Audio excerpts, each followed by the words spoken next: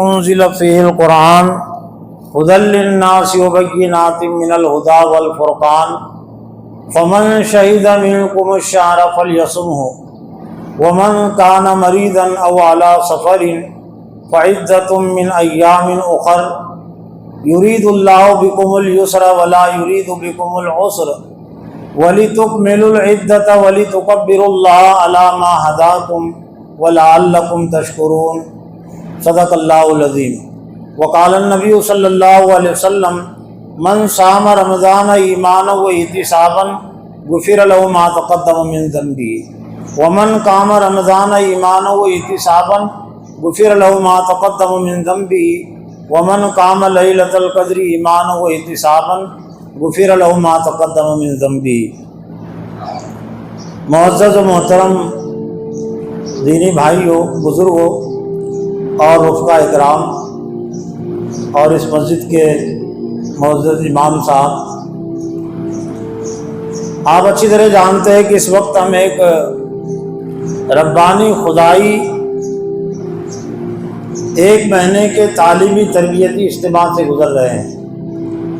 ماہ رمضان کو قرآن و حدیث کی روشنی میں جو بہتر نام دیا جا سکتا ہے وہ نام یہی ہے کہ یہ خدائی ربانی اجتماع ہے، 29 اور 30 دین پر مشتمل چلتا پھرتا اجتماع موبائل طرز کا، تاکہ سہولت کے ساتھ دنیا کا ہر مسلمان، چاہے شہری ہو، دیہاتی ہو، پڑھا لکھا ہو، بے پڑھا لکھا ہو، وہ اس ایک مہینے کے اجتماع سے اپنی تعلیم اور تربیت کر سکے۔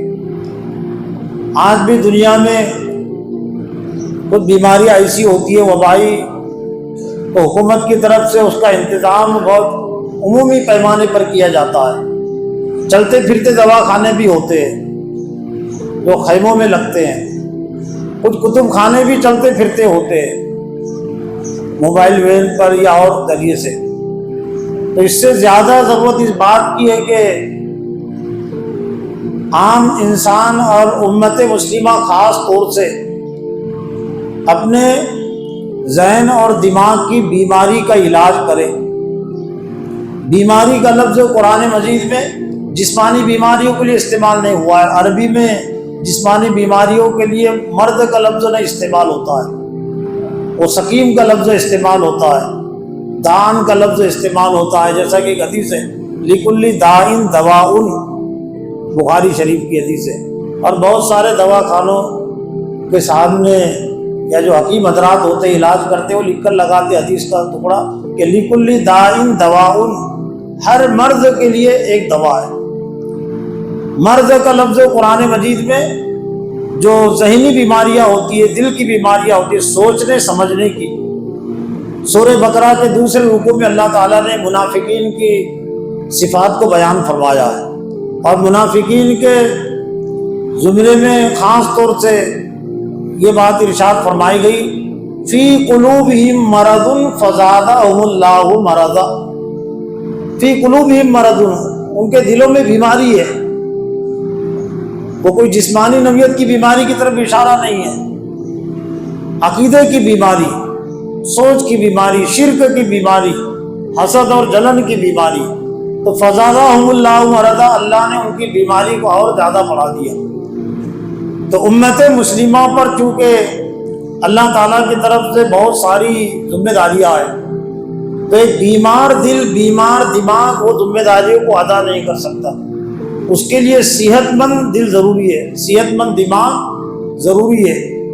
اور جو شفا ہوتی ہے، جو صحت حاصل ہوتی ہے ایک مسلمان کو، قرآن مجید کا ایک تعارف یہ شفاء للناس، اس میں لوگوں کے لیے شفا ہے، یعنی جو عقیدے کی بیماریاں پیدا ہوتی ہیں، جو وسوسے شیطان ڈالتا ہے، اس کے ذریعے سے بیماریاں پیدا ہوتی ہے، تو قرآن کریم کے ذریعے سے اس میں اس کی شفا ہے۔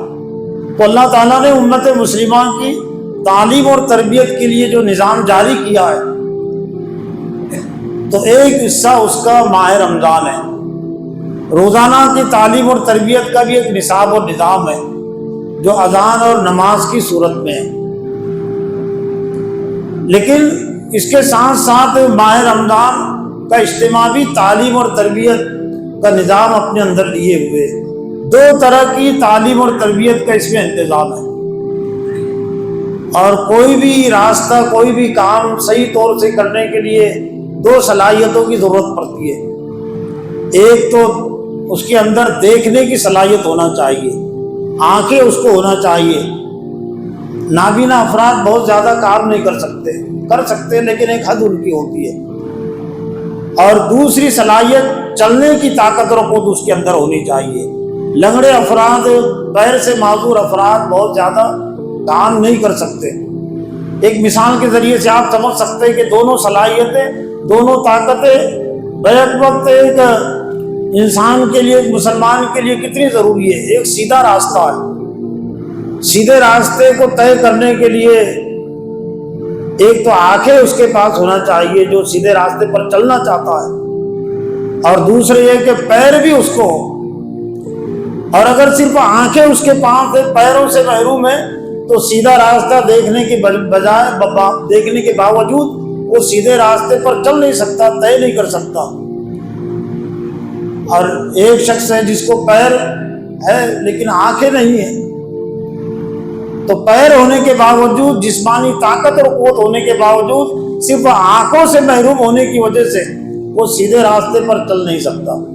تو اللہ تعالیٰ قرآن کے علم کے ذریعے سے امت مسلمہ کے اندر اسلام کے سیدھے راستے کو دیکھنے کی صلاحیت پیدا کرنا چاہتے ہیں۔ نمازوں کے ذریعے سے بھی یہ مطلوب ہے۔ نماز میں بھی قرآن مجید پڑھا جاتا ہے، سنا جاتا ہے، لیکن پورا نہیں پڑھا جاتا۔ جو حفاظ حضرات کو منتخب صورتیں یاد ہوتی ہے، رکوعات یاد ہوتے ہیں، وہی پڑھا جاتا ہے۔ لیکن سورہ فاتحہ سے لے کر سورہ والناس تک یہ صرف ماہ رمضان میں تراویح میں پڑھا جاتا ہے، سنا جاتا ہے۔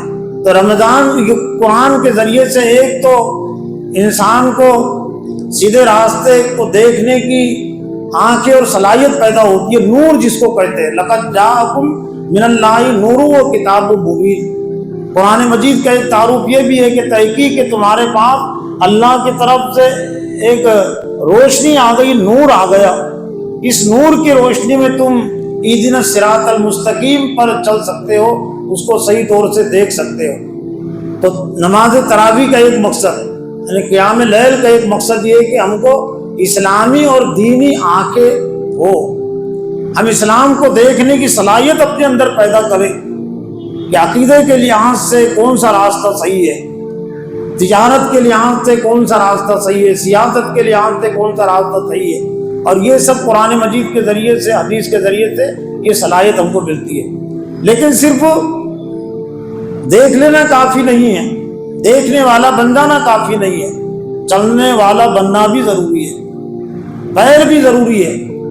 تو روزوں کے ذریعے سے اللہ تعالیٰ نے پھر کسی راستے پر چلنے کی طاقت اور قوت پیدا کرنے کی صلاحیت عطا کی ہے، اور دونوں میں بہت تعلق ہے۔ اگرچہ ترتیب پہلے تراویح کی ہے، ماہ رمضان کا جب آغاز ہوتا ہے تو پہلے روزے کا عمل نہیں ہوتا، پہلے تراویح ہوتی ہے۔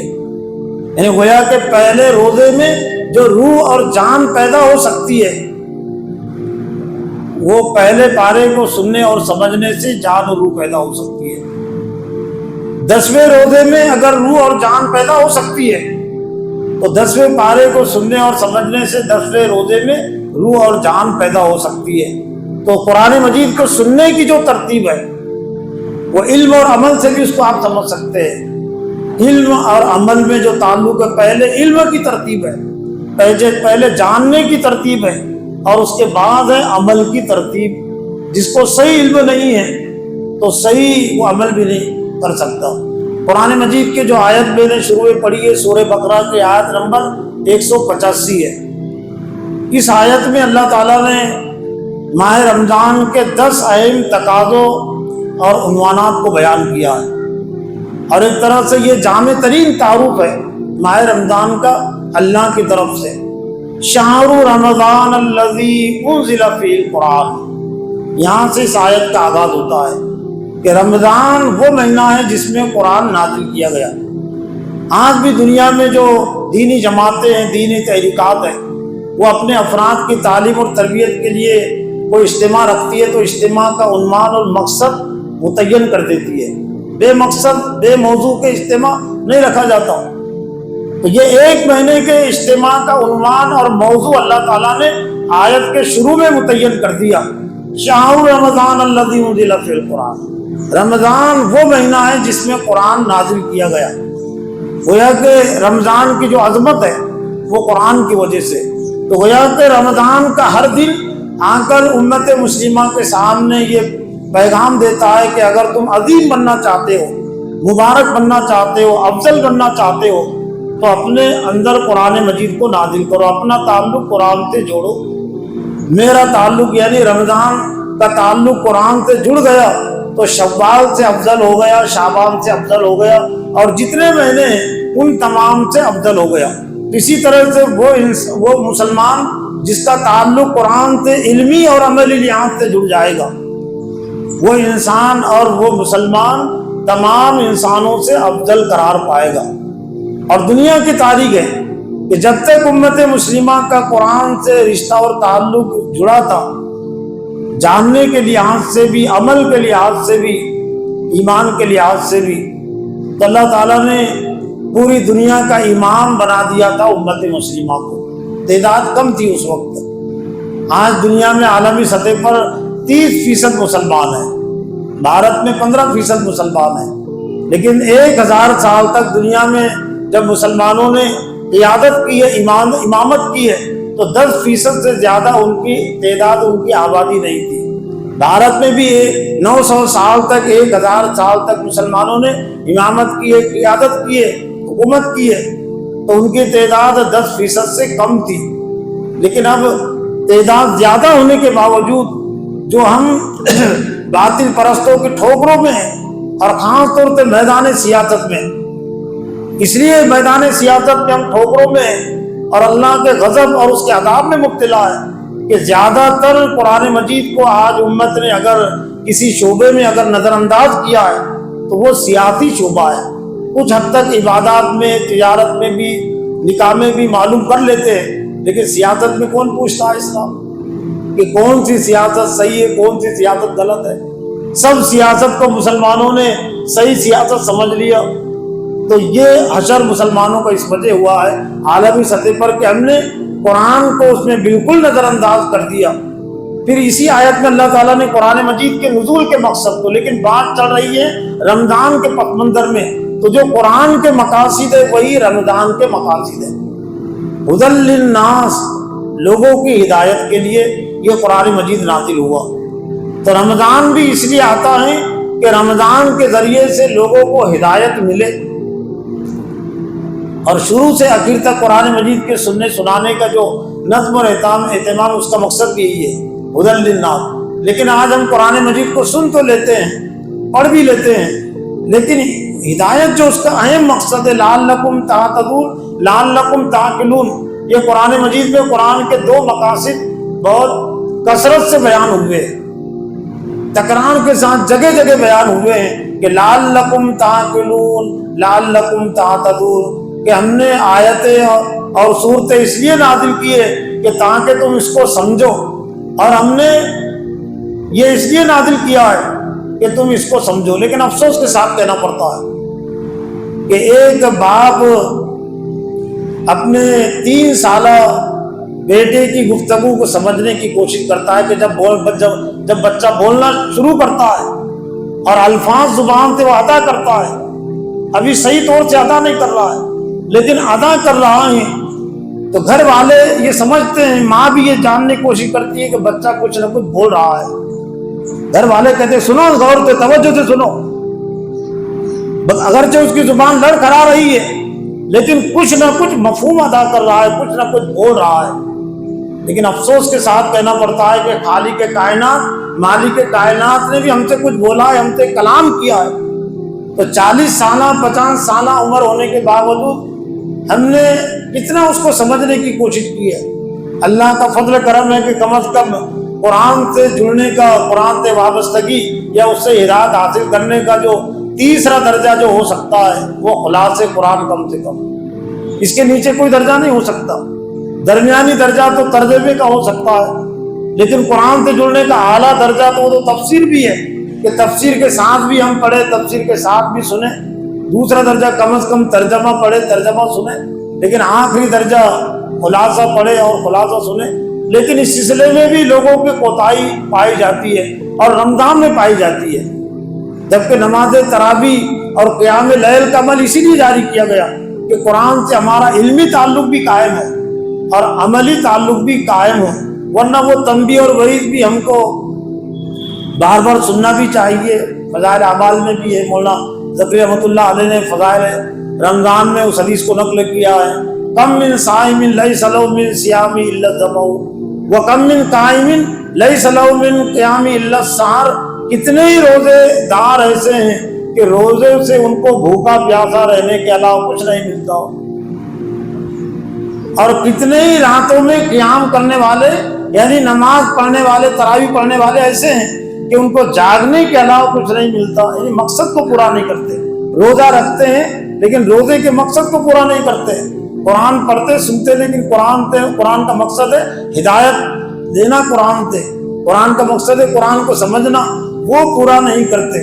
تو آج جو کمی ہے دینی سطح سے، میں بھی ایک مسجد کا امام ہوں، مدرسے کا بھی ناظم ہوں، تو میرا دورہ ہوتے رہتا ہے، تو ایک عمومی جو مرد ہے، آپ یہاں کے جو امام صاحب اس کو تسلیم کریں گے کہ فضائل رمضان پر تو گفتگو زیادہ ہوتی ہے، لیکن مقاصد رمضان پر گفتگو بہت کم ہوتی ہے۔ فضائل نماز پر تو گفتگو ہوتی ہے زیادہ، لیکن مقصد نماز پر گفتگو کم ہوتی ہے۔ اذان کی فضیلت پر تو گفتگو ہوتی ہے، لیکن مقصد اذان کیا ہے؟ جمعہ کی فضیلت پر تو گفتگو ہوتی ہے، لیکن جمعہ کا مقصد کیا ہے؟ عید الفطر کا مقصد کیا ہے؟ حج کا مقصد کیا ہے؟ مقاصد کے تحت ہے فضیلت، مقصد کو ساتھ رکھ کر اگر کام کیا جائے گا تو پھر ہے اس پر اجر ثواب۔ لیکن وہ شعر صادق آتا ہے علامہ اقبال کا، آج ہماری عبادتوں پر رگوں میں وہ لہو باقی نہیں، وہ دل و آرزو باقی نہیں ہے، نماز و روزہ و قربانی و حج یہ سب باقی ہے، تو باقی نہیں ہے، یعنی سب باقی ہے لیکن مقصد باقی نہیں ہے۔ قربانی کا جو مقصد ہے، نماز کا جو مقصد ہے، عبادات کا جو مقصد ہے، اور اس لیے باقی نہیں ہے کہ مقصد پر توجہ کم دلائی جا رہی ہے۔ جس بات پر زیادہ توجہ دلائی جاتی ہے وہ چیز آج نہیں تو کب عمل میں آئے گی، لیکن توجہ نہیں دلائی جا رہی ہے تو خود بخود تو کوئی چیز نہیں آئے گی۔ اس لیے میری کوشش ہوتی ہے طالب علم کی حیثیت سے کہ میں مقصد کی طرف اپنے آپ کو متوجہ کرتا ہوں، نماز کے حوالے سے بھی، اذان کے حوالے سے بھی، اور رمضان کے حوالے سے بھی۔ تو ایک طرح سے اس آیت میں اللہ تعالیٰ نے رمضان کے مقاصد کو بیان کیا ہے کہ ھدی للناس وبینات من الھدی، لوگوں کی ہدایت کے لیے۔ کیا ہی بہتر ہوتا کہ جس طرح سے ہم نے رمضان کے ناموں میں اس کا جو ایک نام رکھا ہے، عبادت کا مہینہ، روزوں کا مہینہ، تراویح کا مہینہ، نیکیوں کے کمانے کا مہینہ، تو کیا فرق پڑ جاتا تو ہم کہتے ہدایت کا مہینہ بھی ہے، کیا زبان ہماری گھس جاتی۔ لیکن ایسا لگتا ہے کہ جان بوجھ کے ہم نے نہیں رکھا، اس لیے کہ ہدایت کا مہینہ کہیں گے تو ذمہ داری زیادہ بڑھ جائے گی، پھر تلاوت سے کام نہیں چلے گا، پھر نیکیوں کے کرنے سے کام نہیں چلے گا، تو نہ رہے بات نہ مجھے بات۔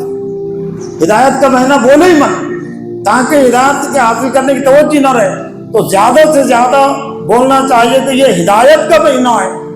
عبادات وغیرہ سب اس کے اجزاء ہیں، لیکن قرآن مجید کے نازل ہونے کا اصل مقصد ہے ھدی للناس، اور رمضان میں نازل ہوا ہے، اور رمضان بار بار آتا ہے، تو رمضان کے بار بار آنے کا مقصد بھی ہے ھدی للناس، لوگوں کی ہدایت کے لیے، اور خاص طور پہ اہل ایمان۔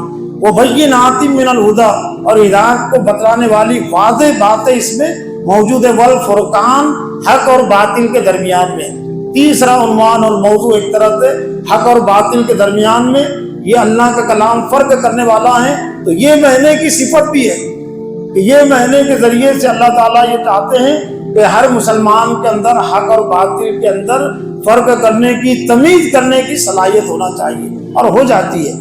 اگر کوئی سورہ فاتحہ سے لے کر سورہ والناس تک قرآن مجید کو سمجھ کر پڑھے گا، سمجھ کر سنے گا، تو کوئی اس کو عقیدے کے سلسلے میں گمراہ نہیں کر سکتا، کوئی اس کو تجارت کے سلسلے میں گمراہ نہیں کر سکتا، سیاست کے سلسلے میں گمراہ نہیں کر سکتا۔ اس لیے کہ معلوم میں نے قرآن مجید میں پڑھا تجارت کے متعلق، طلاق کے متعلق بھی میں نے پڑھا اور سنا، یہ قرآن کا حکم ہے اور یہی صحیح اور یہی ہدایت ہے۔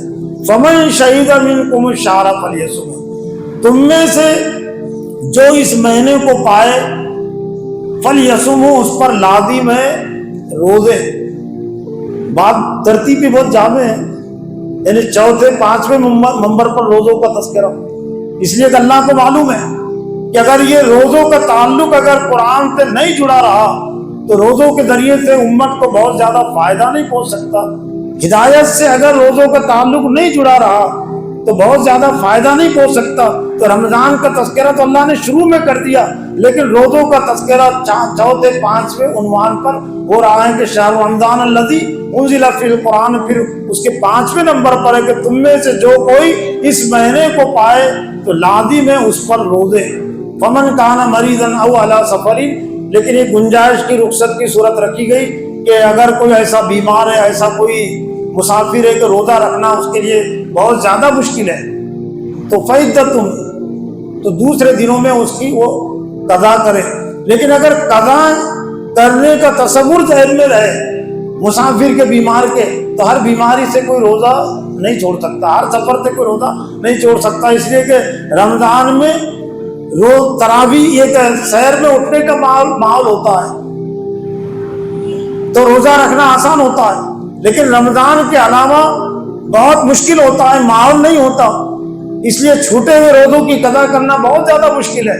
اس لیے شدید بیماری کی صورت میں ایک شخص روزہ چھوڑ سکتا ہے، اور شدید سفر ہے بہت زیادہ، تبھی وہ روزے کی قضا کر سکتا ہے۔ یرید اللہ بکم الیسر ولا یرید بکم العسر، اس مہینے کا ہے ایک اہم عنوان اور موضوع، اللہ تعالیٰ تمہارے ساتھ آسانی کا معاملہ کرنا چاہتا ہے اور تم کو مشکل اور پریشانی میں ڈالنا نہیں چاہتا۔ مطلب یہ کہ بات چل رہی ہے قرآن کی ہدایت کے پس منظر میں، روزوں کے پس منظر میں، کوئی قرآن مجید کی ہدایت کو اپنے لیے زحمت نہ سمجھے، روزوں کی فرضیت کو اپنے لیے زحمت اور بوجھ نہ سمجھے، آسانی کا ذریعہ ہیں، ورنہ قرآن کی ہدایت اگر نہیں رہے گی تو پھر تم کو جہنم میں جانا پڑے گا، جو تمہارے لیے بہت مشکل چیز ہے، بہت خسارے کی بات ہے۔ تو اللہ تعالیٰ ان اعمال کے ذریعے سے تمہارے ساتھ آسانی کا معاملہ کرنا چاہتا ہے، تم کو مشکل میں ڈالنا نہیں چاہتا۔ وَلِتُكْمِلُوا الْعِدَّةَ، اہم عنوان اور موضوع، اور یہ کہ تم اس مدت کو، کورسوں کو مکمل کرو۔ روزوں کی قضا کی بات تو پہلے آ گئی، لیکن یہ ہے ہدایت کے کورس کی بات، جو ایمانات اس میں رکھے گئے ہیں ان تمام کے تقاضوں کو پورا کرو۔ اور اہم دو تقاضے جہاں پر یہ آیت مکمل ہوتی ہے، ختم ہوتی ہے، وَلِتُكَبِّرُوا اللَّهَ عَلَى مَا هَدَاكُمْ وَلَعَلَّكُمْ تَشْكُرُونَ، اور یہ کہ تم اللہ کی کبریائی، بڑائی بیان کرو۔ دوسروں کے سامنے بیان کر دینا کافی ہے، لیکن اپنے آپ پر نافذ کرنا ضروری ہے۔ اور اسی وَلِتُكَبِّرُوا اللَّهَ عَلَى مَا هَدَاكُمْ میں عملی رنگ بھرنے کے لیے، اس کے عملی تقاضوں کو پورا کرنے کے لیے فقہاء کرام نے، محدثین نے تسبیح تراویح کے نام سے ایک دعا ترتیب دی ہے جو مسجدوں میں رکھی جاتی ہے، لٹکائی جاتی ہے، وَلِتُكَبِّرُوا اللَّهَ عَلَى مَا هَدَاكُمْ۔ وہ تسبیح تراویح میں یا دعائے تراویح میں ایک طرح سے اللہ کی کبریائی بڑائی کی 20 صفات موجود ہے۔ سبحان ذی الملک والملکوت، سبحان ذی العزت والعظمت والہیبت والقدرت والکبریاء والجبروت، سبحان الملک الحی الذی لا ینام ولا یموت، سبوح قدوس ربنا ورب الملائکۃ والروح۔ لیکن آج کے حالات میں خاص طور سے ذی العزت والہیبت پر توجہ دینے کی ضرورت ہے، اس لیے کہ ہم نے اپنے ذہن اور دماغوں میں کافروں کی، مشرکوں کی عزت بٹھا لی ہے، کافروں اور مشرکوں کی ہیبت بٹھا لی ہے، یوگی کی ہیبت، مودی کی ہیبت، خزو خاشا کہ مٹی کی دھول ہے۔ شرک کرنے والے کبھی جری بہادر نہیں ہو سکتے، پتھروں کے پجاری کبھی بہادر نہیں ہو سکتے، بزدل قسم کے۔ تو یہ ہیبت اس لیے طاری ہوئی کہ ہم نے اپنے آپ پر اللہ کی ہیبت کو طاری نہیں کیا۔ اور تراویح کا ایک مقصد، رمضان کا ایک مقصد ذل عزتی والہیبت، عزت والا بھی ہیبت والا بھی اللہ ہے، لیکن ہیبت کے لیے جگہ کہاں باقی رہی؟ جب باطل حکمرانوں کی ہیبت ذہن اور دماغوں میں بیٹھ گئی تو اللہ کی ہیبت کے لیے جگہ باقی نہیں رہی۔ تو ایک اہم تقاضا یہ ہے کہ ہم کبریائی بڑائی اللہ کے اپنے اوپر نافذ کرے، اور آخری تقاضا جہاں پر آیا مکمل ہوتی ہے وہ لعلکم تشکرون، اور یہ کہ تم اللہ تعالیٰ کے شکر گزار بنو۔ اللہ نے جو تم کو نعمتیں عطا کی ہے، انہی نعمتوں میں سے یہ رمضان بھی ہے، قرآن بھی ہے، روزے بھی ہے۔ ہم ان نعمتوں کے ذریعے سے اللہ تعالیٰ کا زیادہ سے زیادہ شکر ادا کرے، اور اس کی ناقدری ناشکری سے ہم بچے۔ اللہ تعالیٰ سے دعا ہے کہ اللہ تعالیٰ مجھے بھی اور آپ کو بھی ماہ رمضان کے تقاضوں کو سمجھنے اور ان کو ادا کرنے کی توفیق عطا فرمائے۔ حدیث بھی میں نے پڑھی تھی لیکن وقت نہیں رہا، لیکن سرسری ترجمہ سن لیجیے۔ من صام رمضان ایمانا و احتسابا غفر له ما تقدم من ذنبه، جو ایمان اور احتساب کے ساتھ روزے رکھے اس کے گزشتہ گناہ معاف ہوں گے۔ اب فضیلت کہاں رہی سی؟ فضیلت تابع ہو گئی ایمان اور احتساب کی شرط کے ساتھ۔ ان روزوں پر فضیلت ہے جو ایمان اور جائزے کے ساتھ رکھے جائیں گے۔ من صام رمضان من قام رمضان ایمانا و احتسابا غفر له ما تقدم من ذنبه، مشروط ہو گئی فضیلت۔ جو ایمان اور احتساب کے ساتھ قیام کرے، یعنی نماز تراویح ادا کرے، اس کے گزشتہ گناہ معاف ہوں گے۔ من قام لیلۃ القدر ایمانا و احتسابا غفر له ما تقدم من ذنبه، جو ایمان اور احتساب کے ساتھ لیلۃ القدر میں عبادت کرے اس کے گزشتہ گناہ معاف ہوں گے۔ اللہ سے دعا ہے کہ اللہ تعالیٰ مجھے بھی اور آپ کو بھی ماہ رمضان کی قدر دانی کی توفیق عطا فرمائے، اس کی ناقدری سے بچنے کی توفیق عطا فرمائے۔ ربنا تقبل منا انک انت السمیع العلیم وتب علینا انک انت التواب الرحیم، وصلی اللہ تعالی علی خیر خلق محمد وعلی آلہ واصحابہ اجمعین برحمتک۔